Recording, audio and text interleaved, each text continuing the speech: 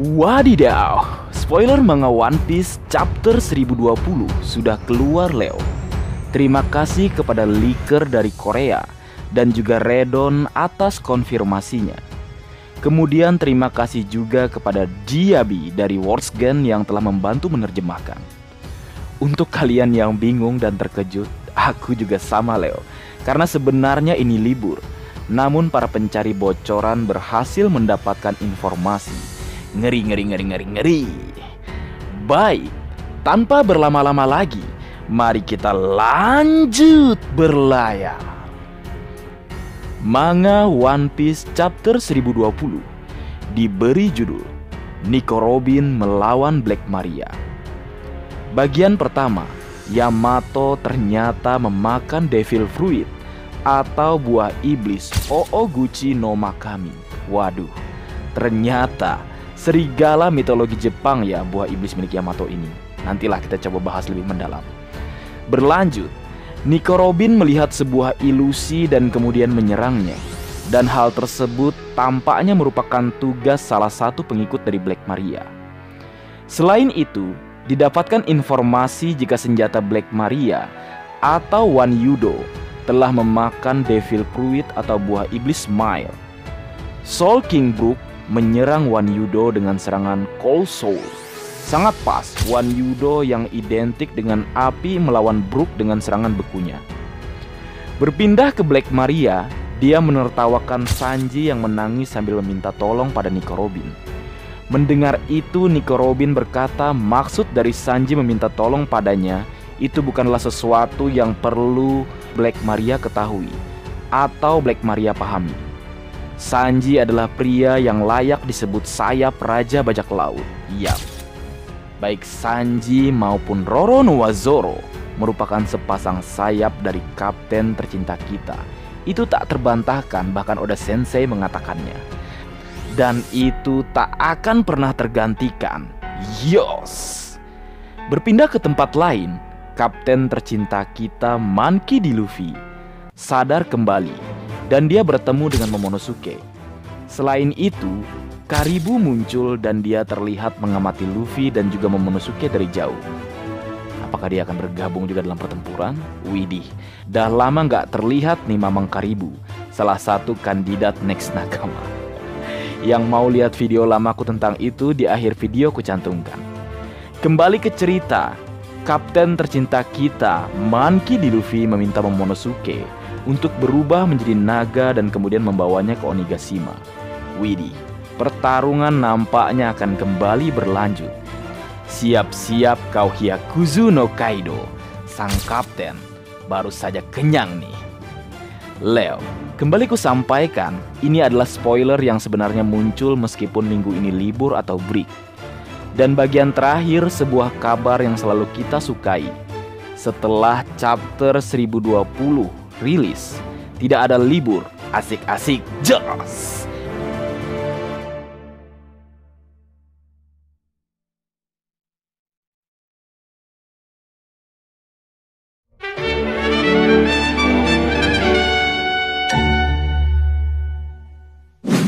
Halo Leo, jumpa lagi bersama Mimin di sini.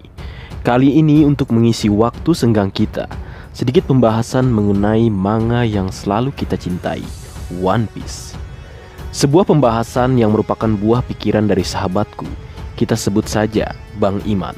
Dan juga beberapa hal yang kita dapat dari beberapa sumber yang mungkin akan menguatkan pembahasan ini. Baik, kita mulai dengan hal yang paling dibahas di dua chapter terakhir, yaitu chapter 1017 dan chapter 1018. Di situ didapatkan sebuah informasi jika buah iblis Gomu Gomu adalah buah iblis yang mendapat perhatian khusus dan perlindungan dari pemerintah dunia. Kemudian buah iblis ini terkait atau terhubung dengan seorang Akagami no Sans, seperti yang dikatakan oleh Hushu. Karena sanglah orang yang telah mencuri buah iblis Gomu Gomu dari pengawalannya bersama yang lain. Dan memang yang menjadi pertanyaan, sespesial apakah buah iblis Gomu Gomu ini sampai seorang sang mencurinya? Bahkan dia sangat terkejut ketika Luffy memakan buah iblis tersebut.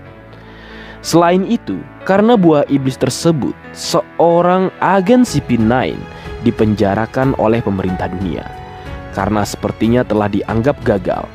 Padahal jika kita berkaca di masa sekarang, seorang Rob Lucci yang juga sama dengan Hushu sebagai bagian dari CP9 saat kalah atau gagal membawa Nico Robin dan juga mengalahkan Luffy, justru malah menjadi Chipper Fall di level yang lebih tinggi lagi dari CP9.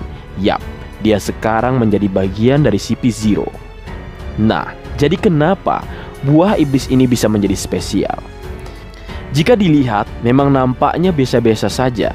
Namun ada beberapa hal yang mungkin bisa menjadi alasannya. Yang pertama, Gomu Gomu no Mi merupakan satu-satunya yang mampu bertahan terhadap listrik atau petir, yang mana kita tahu hal tersebut sangat mustahil untuk dihentikan oleh yang lain.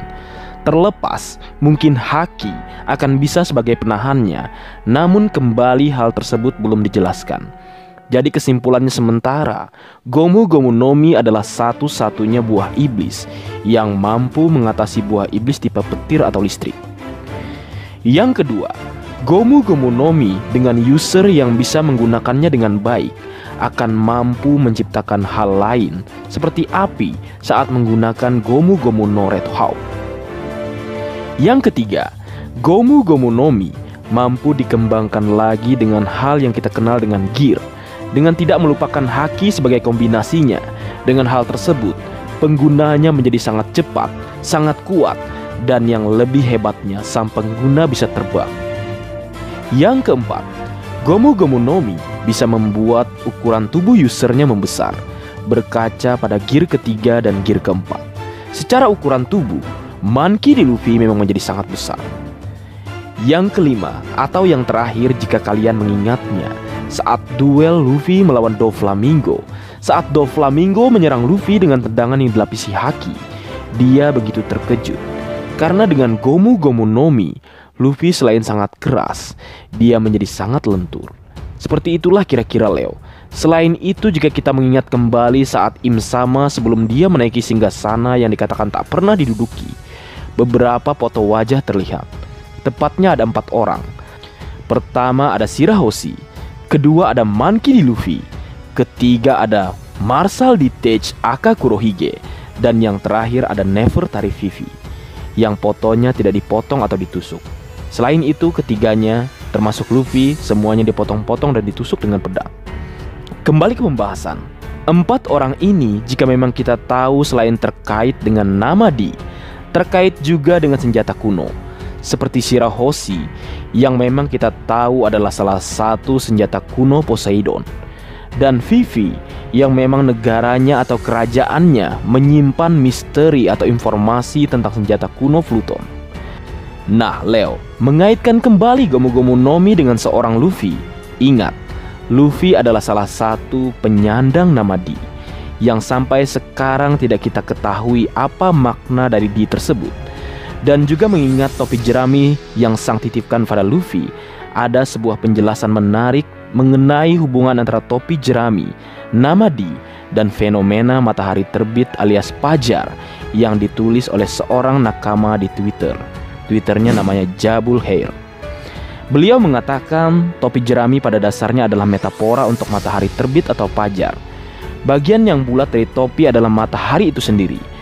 Pangkal topi adalah garis cakrawala, dan pita merah yang semula hanya kita kira sebagai hiasan sebenarnya dapat didasarkan pada fenomena yang terjadi saat fajar, yaitu di mana muncul garis merah.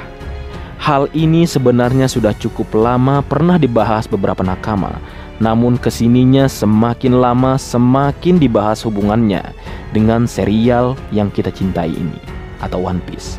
Apalagi jika menyangkut soal Monkey D. Luffy yang disebut sebagai orang yang membawa Pajar ke dunia ini, atau dunia One Piece.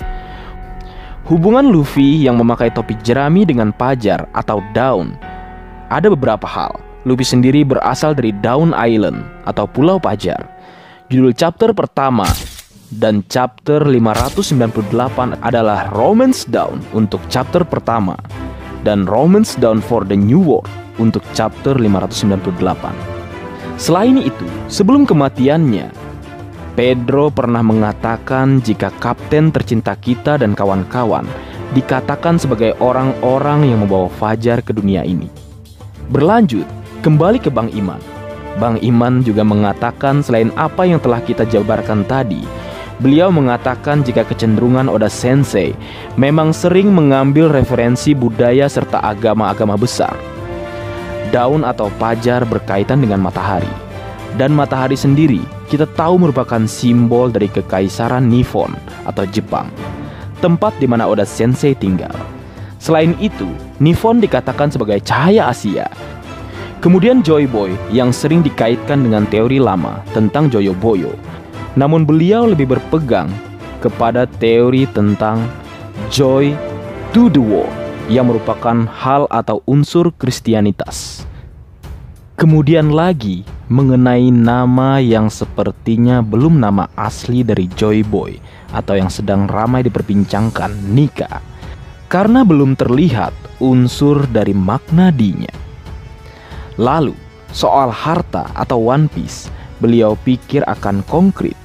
Akan ada kecenderungan persahabatan atau persaudaraan disimbolkan lewat sake, bentuk huruf D, dan topi jerami yang kalau dibalik akan menjadi cawan sake. Mungkin itulah sebabnya seorang Goldie Roger tertawa saat mengetahui apa sebenarnya harta yang Joy Boy tinggalkan. Karena ternyata hartanya hanya sebuah simbolis belaka yang berbentuk cawan. Kemudian yang terakhir akan menarik juga jika mengambil referensi Perang Dunia Kedua.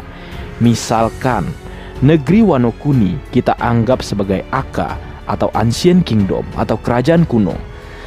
Jepang saat itu atau saat Perang Dunia Kedua menjadi kekuatan yang ditakuti dunia, sampai akhirnya harus diluluhlantakkan dengan bom atom sebelum Jepang semakin merengsek ambisinya di dunia ini.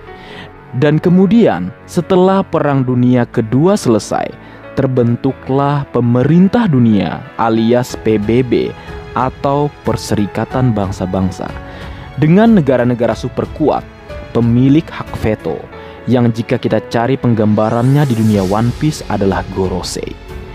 Dan jika kita ingat, Jepang atau tadi kita anggap Wano Kuni juga punya aliansi, yakni Jerman, yang jika kita cocok logikan adalah Germa Double Six atau mungkin Sanji yang terikat dengan SHV atau kelompok bajak laut topi jerami. Seperti itulah kira-kira dari sebuah pertanyaan tentang betapa spesialnya buah iblis Gomu Gomu no Mi. Maka semua itu akan berujung dan terkait dengan hal-hal hebat seperti One Piece, nama D, dan mungkin saja rahasia abad kekosongan. Maybe yes, maybe no. Kita sebagai nakama hanya bisa beropini dan mungkin membuat sebuah teori sebagai bukti jika manga One Piece ini begitu dicintai dan diperhatikan secara khusus oleh para nakama. Namun kembali lagi, jalan cerita One Piece hanya Oda Sensei dan Tuhan yang tahu. Baik, mungkin segitu dulu yang bisa aku bagi bersama kalian, Leo. Semoga kalian terhibur dengan apa yang aku buat dalam kesempatan kali ini. Terakhir, jika ada kesalahan dalam pengucapan atau hal yang menurut kalian kurang pas atau kurang tepat, Marga Anime memohon maaf yang sebesar-besarnya. Sekian.